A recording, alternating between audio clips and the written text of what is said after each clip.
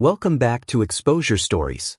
On February 3, 2026, Buckingham Palace released what appeared to be an ordinary two-paragraph statement. Yet within royal circles, legal chambers, and among those who closely followed the monarchy, the announcement landed with enormous force. According to the statement, Prince William had become the sole beneficiary and guardian of a little-known private estate allegedly protected by Queen Elizabeth II for decades. It was not one of the famous royal properties known throughout the world. Instead, it was described as something older, quieter, and far more secretive. What followed was a wave of speculation, controversy, and whispered conversations about inheritance, legacy, and the future direction of the monarchy. The story surrounding the estate supposedly stretched back to the darkest years of the Second World War. According to the narrative, King George VI quietly acquired a secluded property hidden within the countryside, a place known only to a handful of trusted advisors and senior members of the royal household. Over the decades, the estate allegedly remained absent from public discussion. There were no grand ceremonies connected to it, no public tours, and no official celebrations. Instead, it existed in silence, protected by generations of royal custodians who believed some aspects of history were best preserved away from public view. Supporters of the story claimed the estate housed remarkable treasures. They spoke of private memorials dedicated to members of the royal family who had served during wartime, sealed archives filled with personal correspondence, unpublished portraits, and recordings that captured conversations between major figures of the 20th century. Whether every detail was accurate or not, the image presented was powerful. The estate was portrayed not merely as land or property but as a repository of royal memory, a place where history remained untouched by politics, publicity, or commercial interests. Central to the narrative was Prince William's alleged relationship with the estate long before any inheritance took place. According to those accounts, he spent years quietly visiting the property with Queen Elizabeth II.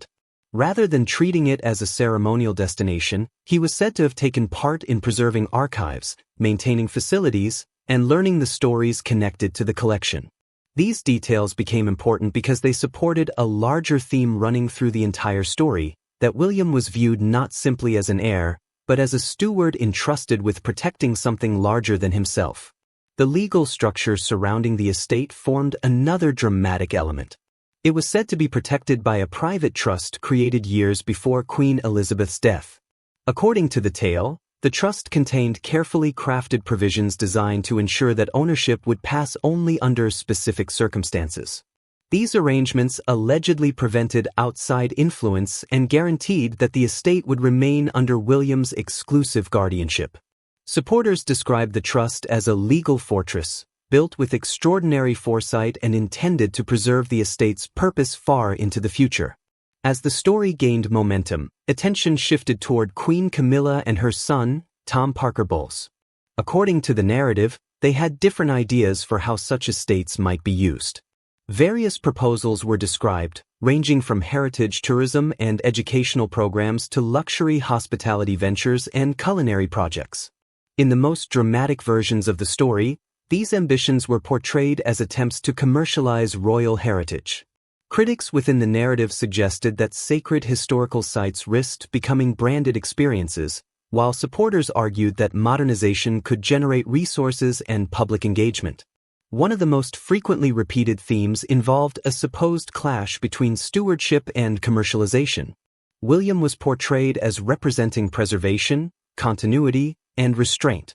Camilla and Tom, meanwhile, were cast by storytellers as advocates for innovation, branding, and development. Whether fair or not, this contrast became the emotional engine driving the narrative forward. Every proposal, every meeting, and every legal discussion was interpreted through that lens. The story expanded further with the introduction of additional estates, each presented as carrying symbolic significance.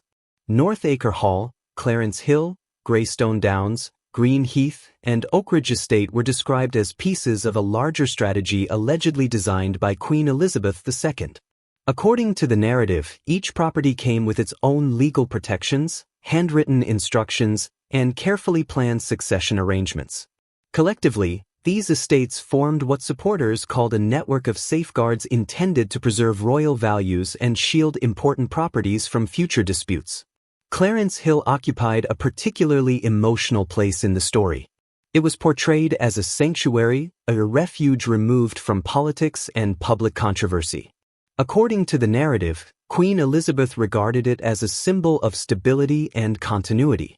When reports emerged that commercial plans had allegedly been considered for the property, the reaction within the story was immediate and intense. William was said to have defended the estate vigorously, insisting that some places existed for remembrance rather than profit. Greystone Downs carried similar symbolism. Described as an ancient landscape preserved for generations, it became another stage upon which the larger conflict played out.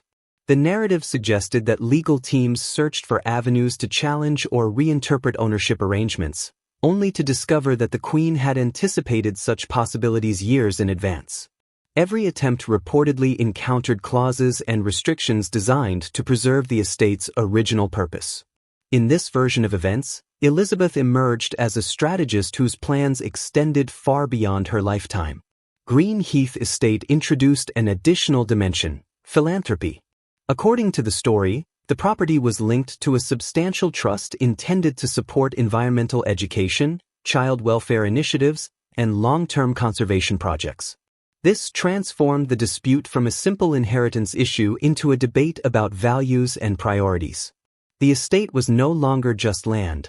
It represented competing visions of what royal influence should accomplish in the modern era. Perhaps the most symbolic property of all was Oakridge Estate. Described as a personal retreat deeply connected to Queen Elizabeth's memories, it served as the narrative's final statement. The estate was portrayed not as a financial asset but as a reflection of character. Stories associated with Oakridge emphasized patience, responsibility, and duty. By placing it in William's hands, the narrative suggested that the Queen intended to communicate her confidence in his ability to carry those principles forward. Throughout the tale, Princess Anne appeared as a figure of quiet authority. Often described as the keeper of family records and the protector of her mother's intentions, she was portrayed as someone who understood the significance of the legal arrangements better than almost anyone else. Her role reinforced the broader theme that the dispute was never truly about property alone. It was about the preservation of a legacy built over generations. As the story approached its conclusion, the image of Queen Elizabeth II became increasingly central. She was depicted as a monarch who spent decades observing the people around her, anticipating future conflicts, and quietly preparing solutions. Every trust, covenant, and handwritten note was presented as evidence of extraordinary foresight. Whether these events occurred exactly as described or not, the narrative framed her as a master strategist whose final actions were intended to shape the monarchy long after her passing. In the end, the story argued that the real inheritance was not land, money, or status. It was responsibility. William's greatest gift was portrayed as the trust placed in him by his grandmother. The estates themselves became symbols of a larger mission: protecting history, preserving institutions, and resisting pressures that might compromise their original purpose. Rather than celebrating victory over rivals, the narrative emphasized duty, portraying William as a guardian rather than an owner. The final image is one of continuity. A future king walks through landscapes connected to generations of history while teaching his children why those places matter. The estates remain protected, the legal battles fade into memory, and the voice of an earlier generation continues to echo through letters, archives, and traditions. Whether viewed as history, legend, or royal folklore, the story ultimately presents itself as a tale about stewardship, legacy, and the enduring belief that some responsibilities are too important to be measured in wealth alone. Thanks for watching. If you like the video, please subscribe to our YouTube channel.